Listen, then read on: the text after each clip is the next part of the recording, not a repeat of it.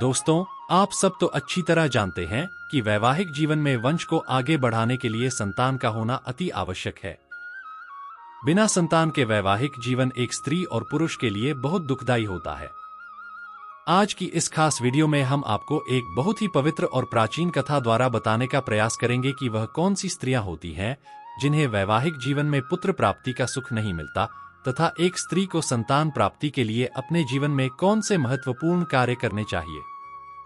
दोस्तों, आपसे केवल एक विनती है कि वीडियो को अंत तक जरूर देखिएगा, क्योंकि आधा अधूरा ज्ञान बहुत ही हानिकारक होता है। तो चलिए दोस्तों, कथा को शुरू करते हैं। बहुत समय पहले की बात है। एक बार भगवान विष्णु जी और माता लक्ष्मी जी क्षीर सागर के मध्य शेषनाग की छाया में विश्राम कर रहे होते हैं। तभी अचानक से देव ऋषि नारद वहां पधारते हैं। फिर देव ऋषि नारद जी माता लक्ष्मी और भगवान विष्णु जी को प्रणाम करते हैं। भगवान विष्णु जी उनसे पूछते हैं, हे देवर्षि नारद जी, आपका स्वागत है। बताइए किस प्रयोजन से आपका यहां आना हुआ। देव ऋषि नारद जी कहते हैं, हे प्रभु, आप तो त्रिकालदर्शी और तीनों लोकों के स्वामी हैं। आपको तो पहले ही ज्ञात हो गया होगा कि मैं किसी शंका मात्र से आपके पास आया हूं। फिर भगवान विष्णु जी मुस्कुराते हैं और देव ऋषि नारद जी से कहते हैं, हे नारद जी, आप कृपया मुझे अपनी मन की शंका और प्रश्न बताइए। मैं अवश्य ही उनका समाधान करने का प्रयास करूंगा। इस पर नारद जी कहते हैं कि हे प्रभु, आज मैंने पृथ्वी लोक का भ्रमण करते हुए कुछ स्त्रियों को देखा जो बहुत ही दुखी, परेशान और चिंतित दिख रही थी। उन स्त्रियों को दुखी और परेशान देखकर मेरे मन में कुछ शंका और प्रश्न उठ रहे थे। हे प्रभु, कृपया आप मेरे इन प्रश्नों का और मेरे मन में पैदा हो रही शंका का निवारण कर दीजिए। इससे मेरे मन को बहुत शांति और संतुष्टि मिलेगी। फिर भगवान विष्णु जी कहते हैं, हे देव ऋषि नारद जी, आप निसंकोच होकर अपने प्रश्न पूछिए। मैं आपके प्रश्नों और शंका का निवारण अवश्य करूंगा। तब देवर्षि नारद जी कहते हैं, हे प्रभु, मेरा पहला प्रश्न है कि वह कौन सी स्त्रियां होती हैं जिन्हें वैवाहिक जीवन में पुत्र प्राप्ति का सुख नहीं मिलता। मेरा दूसरा प्रश्न है कि वह कौन सी स्त्रियां होती हैं जो पति से पहले ही मृत्यु को प्राप्त हो जाती हैं। और मेरा अंतिम प्रश्न है कि किस प्रकार के वस्त्र, आभूषण एवं श्रृंगार का सामान धारण करने से स्त्रियों को स्वर्ग लोक की प्राप्ति होती है।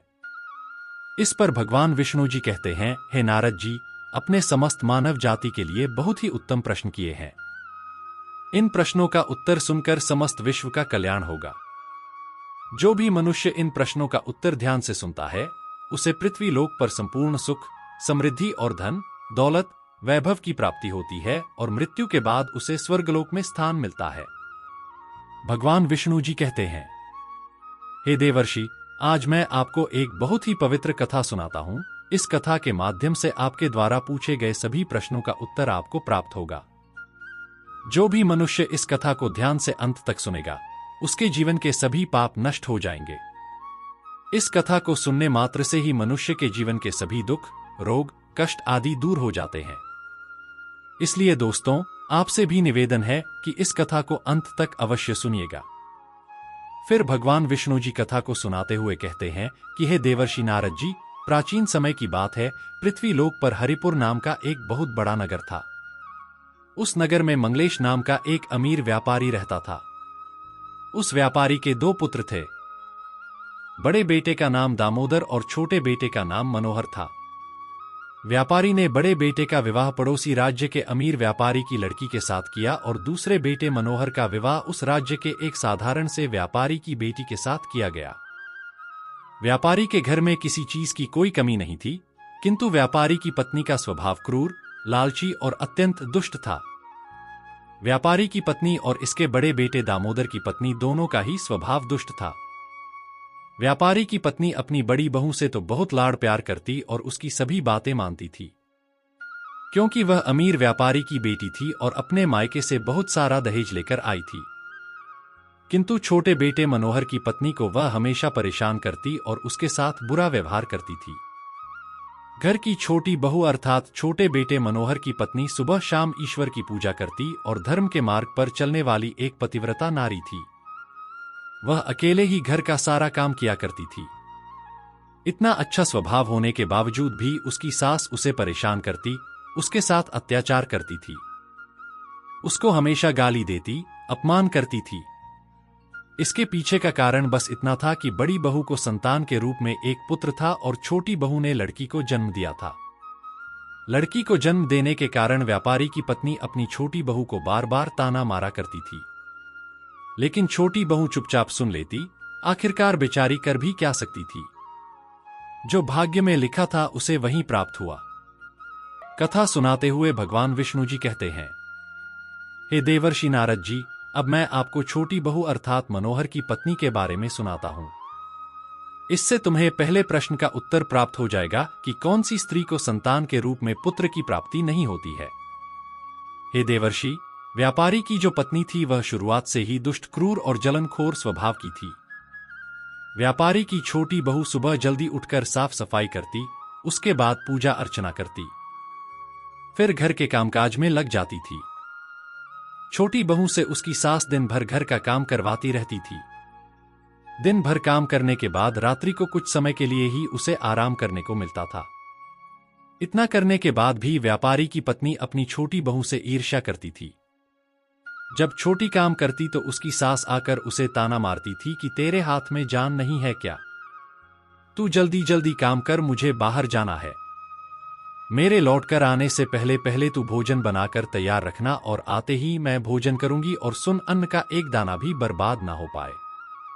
बेचारी छोटी बहू चुपचाप अपनी सास का अत्याचार सहन करती थी और सास के सभी आदेशों का बड़ी ही विनम्रता से पालन करती थी।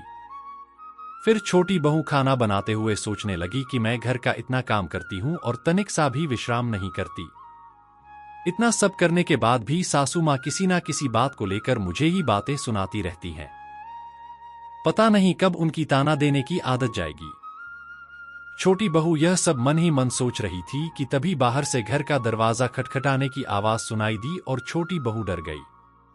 उसने सोचा अभी तो भोजन तैयार भी नहीं हुआ है, लगता है मेरी सासू मां जल्दी ही वापस लौट आई है, अब वह फिर से ताना मारेगी। तब छोटी बहू ने दरवाजा खोला तो उसने देखा कि द्वार पर एक सन्यासी खड़ा है, जिसकी बड़ी बड़ी जटाएं, मस्तक पर लंबा टीका लगा हुआ था। छोटी बहू ने सन्यासी को प्रणाम किया। सन्यासी ने आशीर्वाद दिया, बेटा सदा सुहागिन रहो। सन्यासी ने कहा, हे पुत्री, मुझे बड़ी भूख लगी है, तुम इस सन्यासी के लिए कुछ भोजन का दान करो। छोटी बहू ने मन ही मन में सोचा, अगर मैंने सन्यासी को भोजन कराया और इतने में मेरी सास आ गई तो मेरी खैर नहीं। कुछ देर तक विचार करने के बाद उसने सोचा, अगर सन्यासी को भोजन नहीं कराया तो यह अतिथि धर्म का अपमान होगा। घर आए हुए अतिथि का अपमान तो साक्षात भगवान का अपमान होता है। उसने डर को त्याग कर जल्दी से खाना बनाया और सन्यासी को घर के अंदर बुला लिया। फिर छोटी बहू अतिथि धर्म का पालन करते हुए सन्यासी को भोजन कराने लगी। उतने में ही उसकी सास घर पर आ पहुंची और उस सन्यासी को घर के अंदर भोजन करते हुए देख क्रोधित हो गई और गुस्से से चिल्लाते हुए छोटी बहू से कहने लगी, यहां पर क्या किसी प्रकार का भंडारा या दावत चल रही है जो मार्ग चलते भिखारियों को घर में बिठाकर खाना खिला रही हो? छोटी बहू ने अपनी सास से बड़ी विनती की, हाथ जोड़े कि शांत हो जाए, लेकिन सास ने बहू की एक नहीं सुनी और उसकी सास ने उस सन्यासी को घर से बाहर निकाल दिया और उसके भोजन को उठाकर बाहर फेंक दिया।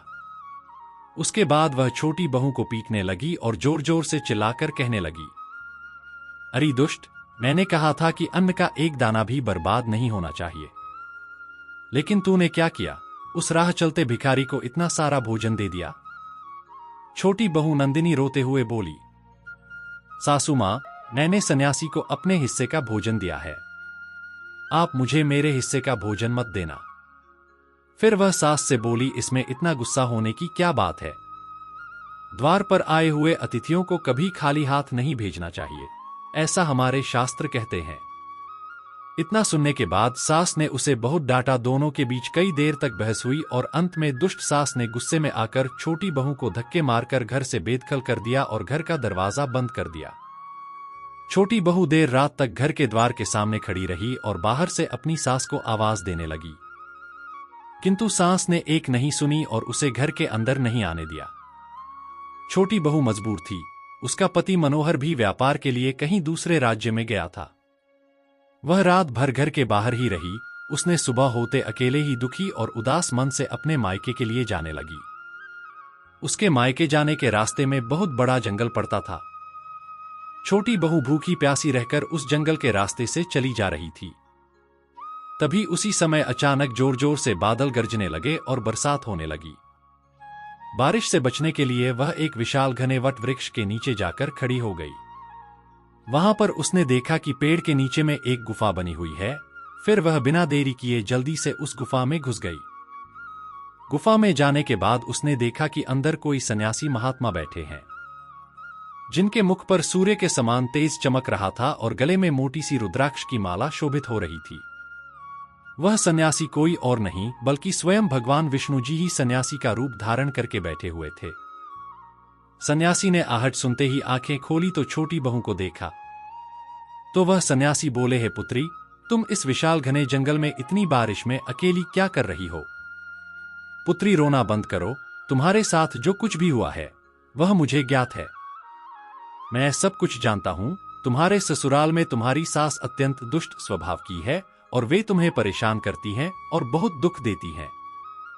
इसका कारण केवल बस इतना है कि तुमने पुत्र को जन्म ना देकर एक पुत्री को जन्म दिया है, जिसके कारण तुम्हें तुम्हारी सास के ताने सुनने पड़ते हैं और उसका अत्याचार सहना पड़ता है। हे पुत्री, तुम चिंता मत करो, मैं तुम्हें एक किताब देता हूं। इस किताब पर जैसा लिखा है तुम उसे पूरे मन के साथ करो, फिर तुम्हें एक गुणवान और विद्वान पुत्र की प्राप्ति होगी। फिर छोटी बहू ने वह किताब ली और उसके बाद वहां पर अचानक से तेज प्रकाश उत्पन्न हुआ और सन्यासी वहां से गायब हो गए। यह चमत्कार देखकर वह बहुत प्रसन्न हुई और वह बारिश रुकने का इंतजार करने लगी। थोड़ी देर बाद जब बारिश रुकी तो उसने देखा उसका पति मनोहर उसे ढूंढता हुआ उसके पास आ चुका था। छोटी बहू ने अपने पति को सारी हकीकत बता दी और फिर दोनों ने ही घर वापस ना जाकर उसी जंगल में घर बनाकर रहने का निर्णय लिया। वे दोनों पति पत्नी वहीं पर सुखमय जीवन व्यतीत करने लगे। एक दिन मनोहर की पत्नी के मन में पुत्र प्राप्ति का ख्याल आया और वह मन ही मन सोचने लगी कि यदि मेरा भी कोई पुत्र होता तो आज ससुराल में मुझे बहुत ज्यादा इज्जत मिलती। तभी उसने सन्यासी महात्मा के द्वारा दी गई किताब को खोलकर पढ़ा तो उसने देखा कि जो स्त्री पुत्र प्राप्ति की कामना रखती है उसे रात्रि में अपने पति के बाईं ओर सोना चाहिए।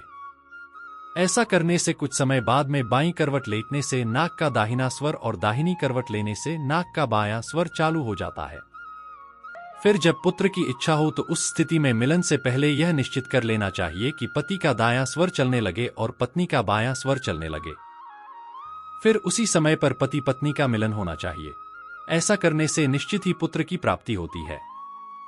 इसके विपरीत नाक के स्वर चलने से पुत्री की प्राप्ति होती है। उस किताब में आगे लिखा हुआ था कि स्त्री के मासिक धर्म शुरू होने के पश्चात 5वीं रात्रि में मिलन करने से स्त्री को पुत्री की प्राप्ति होती है तथा 6ठी रात्रि में मिलन करने से पुत्र रत्न की प्राप्ति होती है। 7वीं रात्रि में मिलन करने से पराक्रमी और बलशाली पुत्र की प्राप्ति होती है। 8वीं रात्रि में मिलन करने से एक सुंदर कन्या की प्राप्ति होती है तथा 9वीं रात्रि में मिलन करने से विद्वान पुत्र की प्राप्ति होती है। 10वीं रात्रि में मिलन करने से सुंदर आचरण वाली कन्या प्राप्त होती है। 11वीं रात्रि में मिलन करने से गुणवान बुद्धिमान पुत्र की प्राप्ति होती है। छोटी बहू ने अपने पति मनोहर के साथ 11वीं रात्रि में मिलन किया और उसके बाद गर्भ धारण किया। फिर दूसरे दिन उसका पति खाना बनाने के लिए जंगल में सूखी लकड़ी काटने के लिए चला गया और नंदिनी झोपड़ी में अकेली थी। फिर अचानक से तेज हवा का झोंका आया और छोटी बहू की झोपड़ी उड़ गई। फिर वह दौड़ती हुई वह उसी विशाल वट वृक्ष में बनी गुफा में जाकर रुक गई जहां पर उसे वह सन्यासी महात्मा मिले थे। छोटी बहू वहां अपने पति मनोहर के आने की राह देख रही थी। तभी वह देखती है कि अचानक से उस वट वृक्ष की पत्तियां तेजी से हिलने लगती हैं और वहां पर एक राक्षसी प्रकट हो गई। वह राक्षसी अत्यंत मायावी और देखने में विशालकाय थी। फिर उस राक्षसी ने उस पेड़ को उठाया और अपने साथ लेकर चली गई। जैसे ही वहां से पेड़ हटा तो छोटी बहू ने देखा वहां पर सोने चांदी के बहुत से आभूषण गिरे हुए थे। जब यह दृश्य छोटी बहू ने देखा तो वह चौंक गई। वह पेड़ के नीचे बनी गुफा में छिपी रही। जब वह राक्षसी वहां से चली गई तो छोटी बहू ने उस स्थान पर से कुछ सोने चांदी के आभूषण लेकर अपने पति मनोहर के साथ ससुराल को लौट आई। फिर उसने अपनी सास को सारे सोने चांदी के आभूषण दे दिए और सारी हकीकत बता दी। जिसे सुनकर उसकी सांस को बहुत गुस्सा आया और बोलने लगी, अरे मूर्ख औरत, तू बस इतना ही सोना लेकर आई, इतने सोने चांदी के आभूषणों से क्या होगा? ऐ होती तो बहुत सारा सोना लेकर आ जाती। इतना बोलने के बाद छोटी बहू की सास जंगल में उसी वृक्ष के नीचे बनी गुफा में जाकर छिप गई और उस मायावी राक्षसी की राह देखने लगी। तभी वहां पर राक्षसी दोबारा से आभूषण लेने आती है, तो इतने कम आभूषण देख के वह गुस्से से लाल हो जाती है और वह गुस्से में सोने चांदी के आभूषणों के साथ गुफा को भी उठाकर एक विशाल पहाड़ पर ले जाती है। यह देख सास बहुत क्रोधित हो गई और बोलने लगी, यह कहां लेकर आई है? यहां तो बस पत्थर और मिट्टी है। तभी उस राक्षसी ने आवाज सुनी और देखा तो एक बूढ़ी औरत गुफा में छिपकर बैठी है। फिर राक्षसी ने गुस्से में सास को बाहर निकाला और उस पहाड़ से नीचे फेंक दिया। जमीन पर गिरते ही सास की मौत हो गई। इधर ससुराल में छोटी बहू बड़े आनंद के साथ रह रही थी, लेकिन सास कई दिनों बाद भी नहीं लौटी तो वह समझ गई कि लालच के कारण उसकी सास की मृत्यु हो गई। उसके बाद भगवान विष्णु जी हैं। हे देवर्षि नारद, जिस स्त्री को पुत्र प्राप्ति की कामना है, उस स्त्री को वही करना चाहिए जो मैंने छोटी बहू को किताब में उपाय बताया था। तुम्हारा दूसरा प्रश्न, कौन सी स्त्री पति से पहले मृत्यु को प्राप्त हो जाती है, इसका उत्तर भी आपको इस कथा में मिल गया। यानी जो स्त्री अत्यधिक लालच करती है, उस स्त्री की मृत्यु पति से पहले हो जाती है, और जो स्त्री अपने व्यक्तित्व अर्थात चरित्र का गहना पहनती है, उसे मृत्यु के पश्चात स्वर्ग लोक में जगह मिलती है। एक स्त्री को हजारों मुसीबतें आने के बावजूद भी अपने पतिव्रता धर्म और अपने चरित्र का त्याग कभी नहीं करना चाहिए।